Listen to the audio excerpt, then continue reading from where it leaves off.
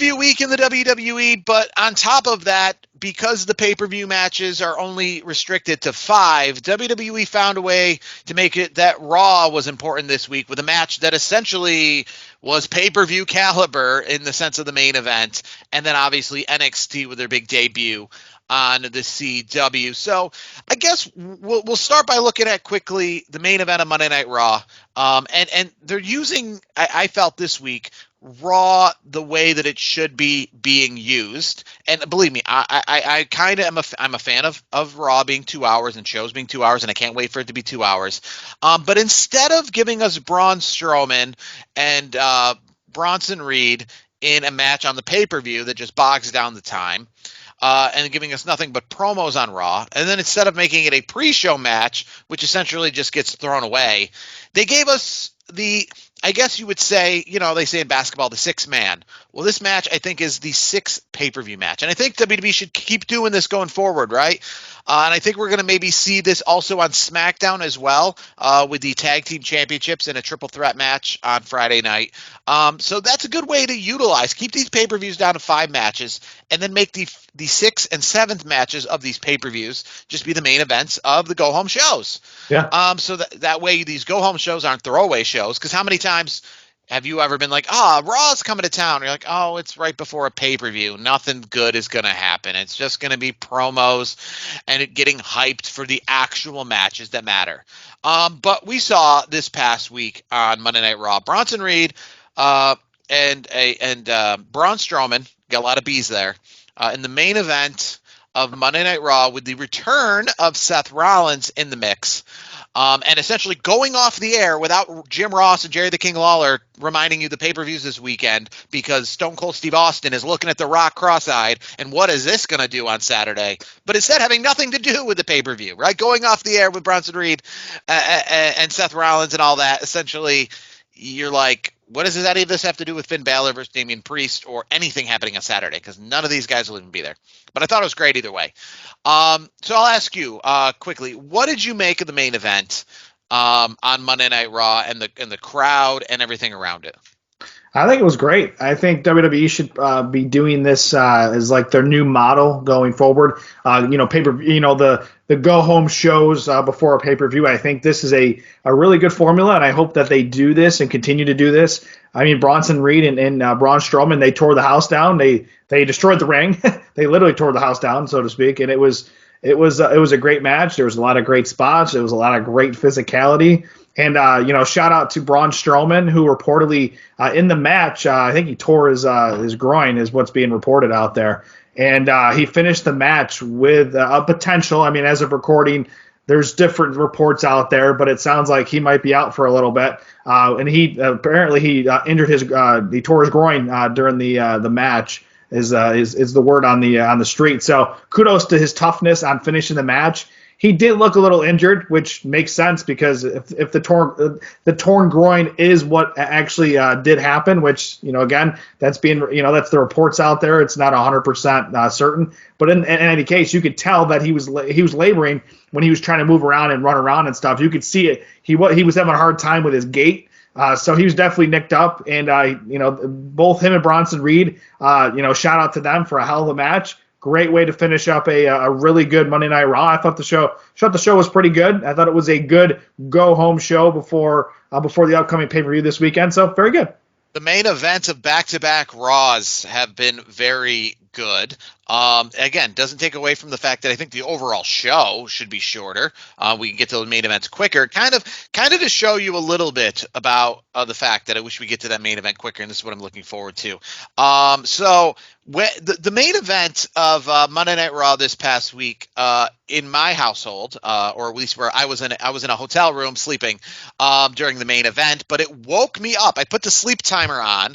I was in Albany, New York, in a hotel room, and I put the sleep timer on around 10 o'clock, planning to go to sleep, falling asleep as I was, and I woke up. I woke up when I could hear it, like as I was like not in that REM sleep, in that like what the ring broke. What is going? Because Joe Tessitore, I mean, I think he's been doing great, and the way that I could hear the crowd, even though like the volume wasn't up loud, but just the crowd noise, and I knew it wasn't a TV show after all. I knew Raw was still on, and it was like, I don't know. I just woke me up out of a dead sleep, and I just see the ring collapse, and then minutes later, I see Seth Rollins come out. And I know that's not maybe the most ideal way to watch a pay-per-view, but I think it's a good way, or Monday Night Raw. I think it's a good way because, like I said, I was kind of fading out. I was ready to go to sleep, but like the main event woke me up and made me be like, I got to watch this real quick. And it wasn't just like I thought it was going to be, and then me putting the sleep timer on it, and then I fade to sleep, and I don't know anything else, and I didn't miss anything like we've seen in the past. Yeah. And similar goes back, though, to the week earlier when Jey Uso won the IC belt on Monday Night Raw. And I can tell you, here's an example of how long Monday Night Raw is. Okay, so I was in Orlando, and I got back to my hotel at 8 o'clock, and I went to the pool. I watched the very beginning of Monday Night Raw, but then I went to the hotel pool, and I spent about 45 minutes to an hour in the hotel pool. Got out of the hotel pool, came back to my hotel. I changed. I got in the car. I drove over to Disney World. I spent a good hour at the free part, not the main part, but like the mall part of Disney World that you can go to, just to check it out. And I spent a good hour there. There was some live music. There was I got some snacks. I went in the stores and Downtown Disney. Downtown Disney, yeah. I think Disney Springs, right? It's called. Yeah. So I walked around there for a good hour, got a churro, got some ice cream, went to some stores, saw the live band, just walked around the whole thing, gave it a good look, that whole thing, and then drove back to my hotel and was there in time for the main event of Monday Night Raw. So, the fact that I could do, all of these things, it's difficult to say, oh, did you watch that TV show? Yeah, I watched the beginning of it. Then I went swimming for an hour. Then I got a car and I drove, 10 miles. I then went to, a big amusement park that was bustling for an hour, drove back to my hotel, walked up to the room, turned on the TV, and was in the middle of the main event, and got to see the end of Monday Night Raw. So, if that doesn't kind of show you that a weekly television show is just a little too long, I don't know what does. But a great main event of Monday Night Raw leading us into Saturday night. WWE Badd Blood, another 5-match pay-per-view. Love it. One of the hottest tickets for a pay-per-view in the United States. I know this because I've looked into, what it costs to going to a pay-per-view. And the snooty fan, I guess, that I am is I won't be watching the pay-per-view live. I looked into attending the pay-per-view, but now that I won't be watching it, now that I can't attend it, I'm not going to be watching it live. I'm going to be out to dinner that night in New York City with some family instead, and that was kind of like the trade-off. I didn't know this till last week because I was like, let me see if I can still afford to go, and when I realized that the cheapest ticket was $300 and flights to Atlanta were hundreds and hundreds of dollars, I just was like, you know what?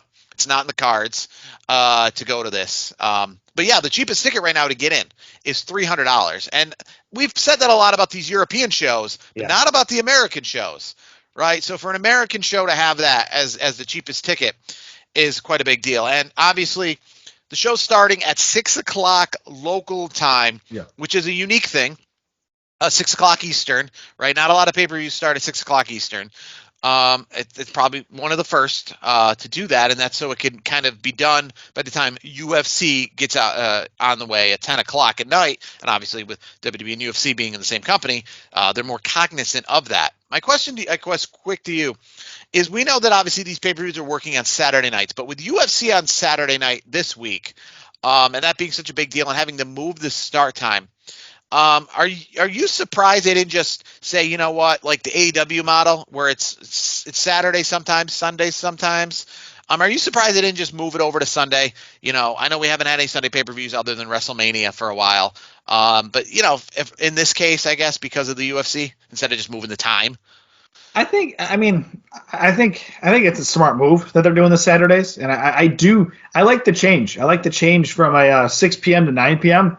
I mean, because then, it doesn't matter what side of the fence you are on. Like for me, it's like I got little kids, so I go to bed usually early because I got to get up early. But there's also the folks that are, the younger kids that are out there having a good time. You can watch the pay-per-view hypothetically be done by 9 o'clock and go out for the night, go out for the night and watch UFC, because you got to look at this. UFC starts at 10, right? Exactly. So I mean, the idea you're saying, like, the pay-per-view is going to be done early. Obviously, some other people are fine with pay-per-views being late. Like, for example, UFC, they start at 10 o'clock, like they go to 1 a.m. The other thing too is live. even if you're not a UFC fan, like, and you know what, maybe, and for us, like we have the downtown Syracuse, there could be people that, it's one of those things where it's like, like, I'm gonna watch some wrestling, and then I'm gonna go out to a local establishment and have a good night. Like you see with the European pay-per-views or the Saudi Arabian pay-per-views that start at 3 p.m., right, where people watch the pay-per-view and then they have their whole night ahead of them. This one's a little tricky if you're attending it, just because the idea that, like, it's not at dinner time, right? You got to have an early dinner, I guess, right? You're going to go to dinner at 3 p.m. because obviously you're going to get out. It's going to be 9:30. It's one of those kind of situations. I learned this with WrestleMania in Los Angeles, right? WrestleMania in Los Angeles was started at 5 o'clock all those nights. So I thought, and it's 4 hours, so 5 to 9. And I thought, boy, the good news is I'll have whatever time I lose during the day, I will have at night. And that's not true with traffic and getting out of parking lots. Essentially the WrestleMania ending at 9 o'clock in Los Angeles is the same as it ending at 10 or 11 in a less busy city by the time you get through all the traffic and the nonsense of getting out of the event. So, I ended up eating, I'll just eat afterwards. I'll get a snack afterwards. And then by the time you get back to your hotel, it's still midnight. So it's late either way. It feels like it takes up even a longer chunk of time. Well, you know what you could do though? Playing devil's advocate. I mean, I know, like, especially if you're traveling to these events, you want to go taste the local flavor and things like that. But if you're from Atlanta in this scenario, you know what? You could either, I know the city. It's Atlanta's a big city. It's a very big metro area. I've flown into there. It's a very, very big airport, Jackson Hartfield. So that's a very big place. But if you're a local or you live in the, within a decent, not a bad drive from Atlanta, you're a lot of times you're probably just going to go into the venue and grab overpriced food at the concessions anyways and just enjoy the show. Well, that's the issue. You end up doing that, buying overpriced concession food. So I do hear that. I was personally 2 weeks ago at a concert in Washington D.C. at the Nationals ballpark, and I had to do that. I was at the concert for 10 hours. That's the longest time I've ever been at a ballpark, and I've spent a long time at a ballpark. But the concert was an all-day concert. Normally when you go to those all-day concerts, they're in more of like festival grounds, but this was at the Nationals ballpark. So again, it was strange to be at a ballpark and be eating essentially the hot dogs and peanuts and Cracker Jacks for 10 hours. But you have to do it because I was there for essentially lunch, snack, and then dinner. So made it work.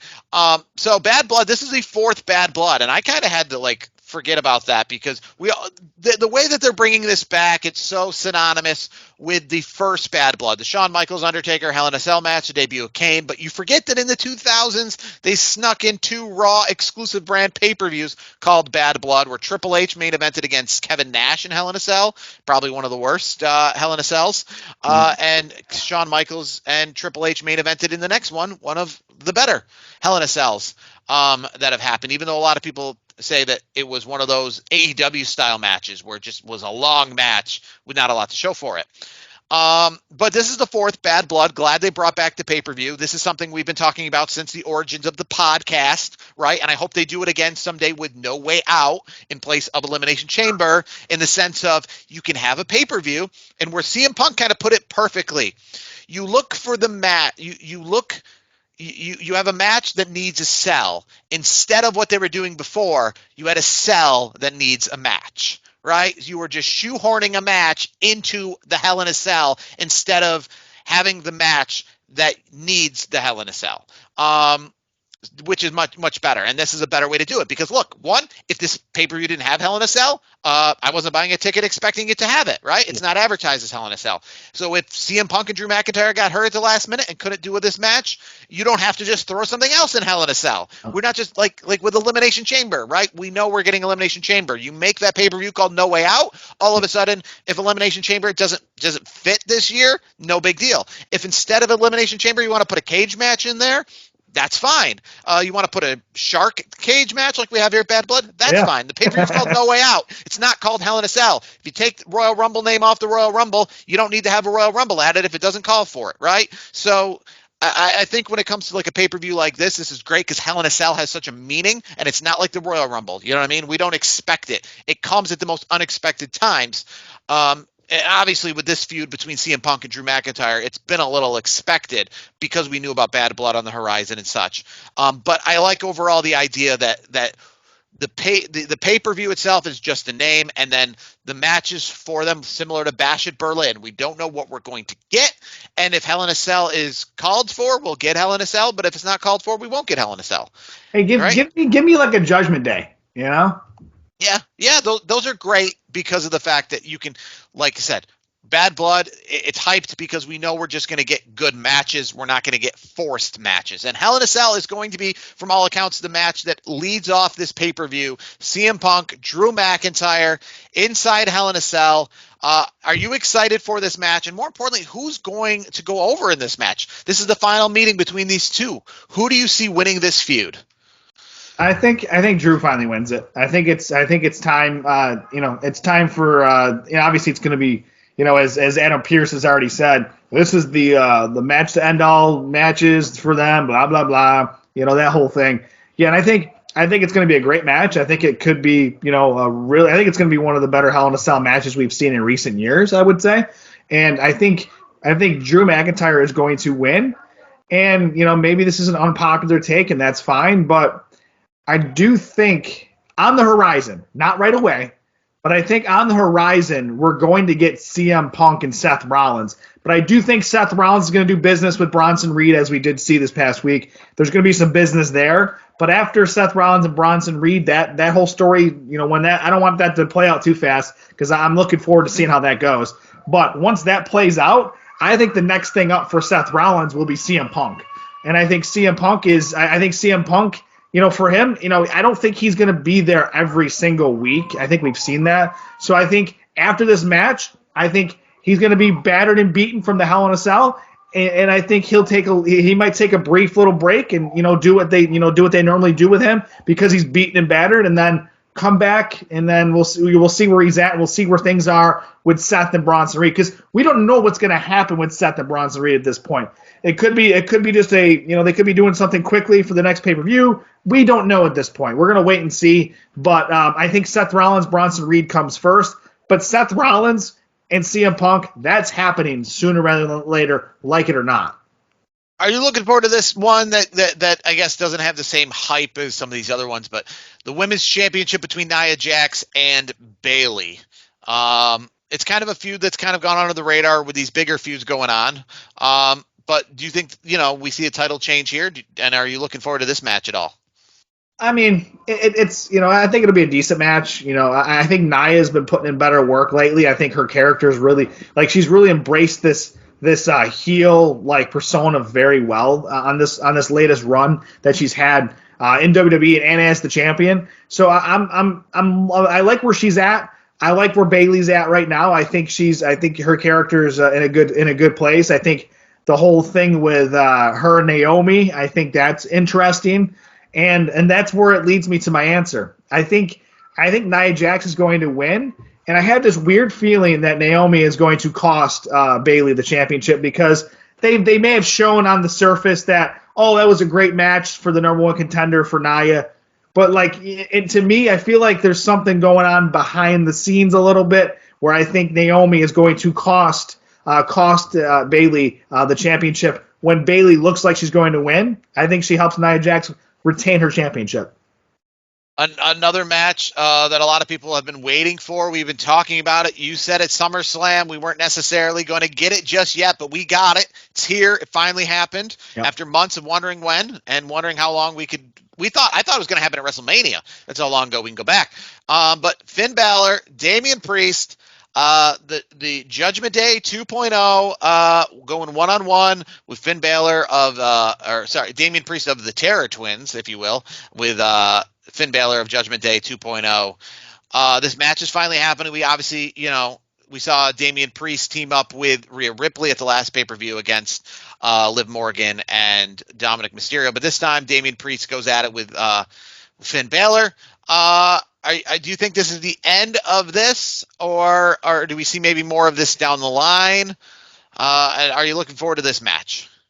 I think what's going to happen is I kept going back and forth because at first I was thinking, okay, I'm going to go with Damian Priest, but like the more I think about it, I still and you just kind of let into it a little bit. I think this drags out a little bit, and I think what's going to happen is it's going to be typical Judgment Day shenanigans where it looks like Finn's going to be losing the match, and I think something's going to happen there. I have a feeling that something's going to happen where Finn wins, but it's not clean, and then Damian's going to want retribution for that, and I think they drag it out another match. This pay-per-view is called Bad Blood because, it's all about feuds, I think. I think this is going to be a great match. It's a feud, obviously, we've been interested in. This is all about feuds because there are only two championships on the line. They're both women's championships, and the women's championship that I'm about to talk about next is definitely a huge feud. Liv Morgan, Rhea Ripley with Dominic Mysterio in a shark cage hanging above the ring. I won't lie, I'm a sucker for this stipulation. I find it like super entertaining. Trying to like sneak out. You're gonna see Dominic Mysterio try to like suck in his gut and try to get out of the cage. You might see him afraid of heights, like we've seen before with like Bobby Heenan's of the world, like scared out of their minds. This match I think is going to be great. Do you see Liv Morgan like it? At SummerSlam, do you see her coming out of here with the belt, or with Dominic Mysterio in the shark cage? Is Rhea Ripley going to take her down? How is Liv Morgan going to get out of this? I think it's going to be a clean sweep for Judgment Day. I think Liv Morgan's going to win. I think there's still going to be some sort of shenanigans because it's in the Judgment Day's MO. And I think that's going to happen. And I think we're still going to have another. It's going to be a little bit of a slower burn with this as well. I think you're going to see Rhea and Liv at a later pay-per-view or at a future pay-per-view, just like I see Damian and Finn. So I think Liv's going to win this match. How do you think she's going to? Do you think Dom gets out of that shark cage somehow, some way? I think somehow Dom somehow. I don't know if he. You know what? I think he does escape. I think he somehow that he somehow like gets Rhea distracted, or he hands Liv Morgan something. And drops it off to her somehow. There's going to be some shenanigans because it is Dirty Dom. Maybe if the shark cage is like lowered to the ground, Rhea Ripley's staring into the shark cage of Dominic Mysterio. She's all, preoccupied, looking at him, shaking the cage, trying to reach at him. And Liv Morgan takes that chance to come up from behind, smash Rhea's head into the shark cage, right? It's essentially possible. A weapon used, right? And then gets the pin that way.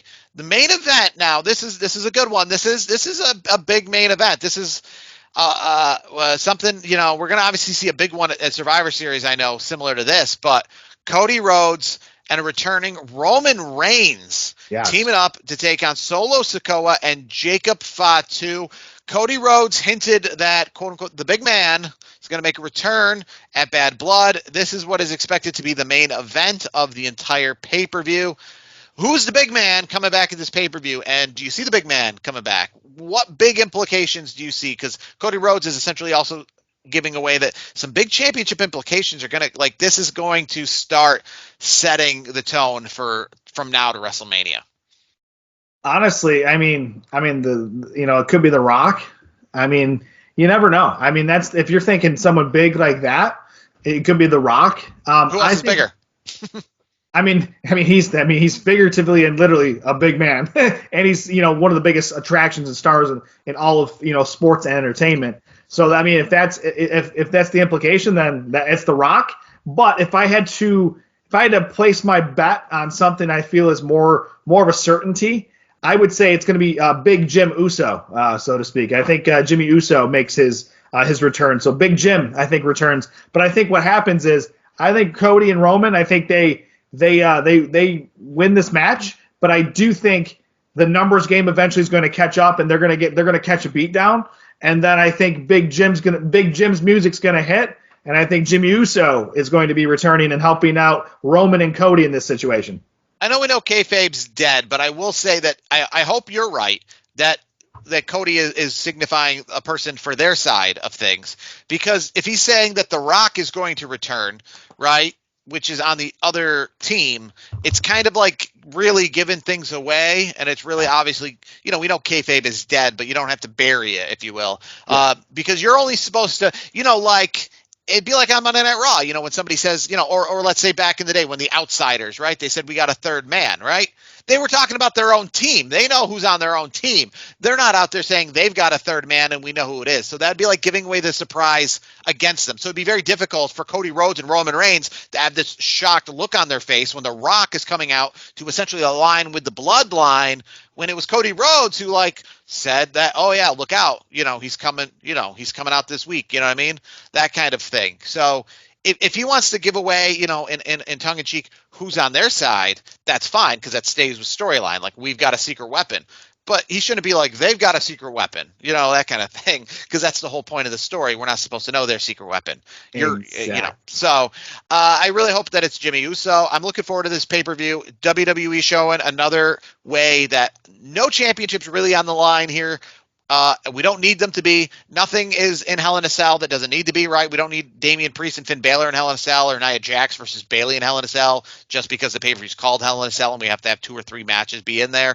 Or even the Bloodline versus Cody Rhodes and Roman Reigns, right? That would have been in the Hell in a Cell if this was Hell in a Cell, the pay-per-view, because you got to have more than one. And we would have just shoehorned some of these matches that don't need to be in there. But I'm excited for this pay-per-view. Should be, WWE probably more than Bash in Berlin, and probably even more than I think Backlash back and Clash at the Castle. I think this one feels like a big pay-per-view. Yeah. This one feels like a big time one. So I'm definitely looking forward to it. And I'm waiting, because right after this, right, we move into, I know Crown Jewel's coming up, but let's just forget that for a minute. But we move into the next month, November, right? And in November, we've got Survivor Series, then the Rumble, then Elimination Chamber, then Mania, right? And Elimination Chamber, from all accounts, hasn't been announced yet by WWE, but the people who are in the know, who always put the spoilers out there, are saying that Elimination Chamber is scheduled to take place from the United Kingdom. This upcoming February. Manchester and Birmingham are some of the finalists that they believe, which would make sense, because I thought that London was going to host SummerSlam next year. I thought that was going to be the big reveal, but we all learned that it's going to be MetLife Stadium in New Jersey that is hosting the first 2-night SummerSlam this upcoming summer 2025. And I can say, from one selfish standpoint, it's great because I can drive there and I don't need to have all that accommodations to go along with it. But I can say unbiasedly that it is not the best venue to watch wrestling. The WrestleManias that I've gone to at MetLife Stadium, it's not a great venue. Selfishly, I wish SummerSlam was like at Yankee Stadium or at Citi Field or something like that, right? Versus MetLife Stadium. It's not my favorite stadium. I'm a New York Giants football fan. I was going to say. And I like that I can drive to SummerSlam, but that still doesn't take away that I think it's just a boring, bland, cookie cutter, no character kind of stadium that doesn't really assimilate into the community. Speaking of our pay-per-views, I know you just talked about, next year in MetLife. I wanted to ask you this. Do you see the implications, going back to Bad Blood, do you see implications of these results in, potential return surprises? Do you see some Survivor Series storylines being built? Well, your story of Jimmy Uso coming back makes the most sense, right? Because we're going to have Solo, Jacob, Tama, and Tonga on one team. That's 4 people, right? And then you got Roman, right? You got Jay, and maybe Cody, maybe Sammy, right? But Who's the 4th guy, right? Who do we got here? We don't want Cody and Sammy versus Jay and Roman, because that's like a real hodgepodge, not make sense. You know what? We want a more authentic bloodline. You know what would be a good surprise? Which, I think it could happen. I mean, they're building them up really, really big right now, and we talked about it earlier on in the show today. Is Jey Uso? Jey Uso could jump in the fray. I mean, that's something you can't completely say that's not happening. I think that's certainly a possibility. Yeah, and I would. That's what I'm saying. I hope that the Survivor Series War Games match is the Bloodline's 4 members versus Roman versus Jay versus Jimmy, you just gave me an idea. You just gave me an idea. and then Live Cody or Sammy. live on the spot here. You gave me a great idea. So just kind of pinging off of that. I just thought of something. Maybe it turns out where maybe Jay comes out to help Cody because him and Jay and Cody have been boys.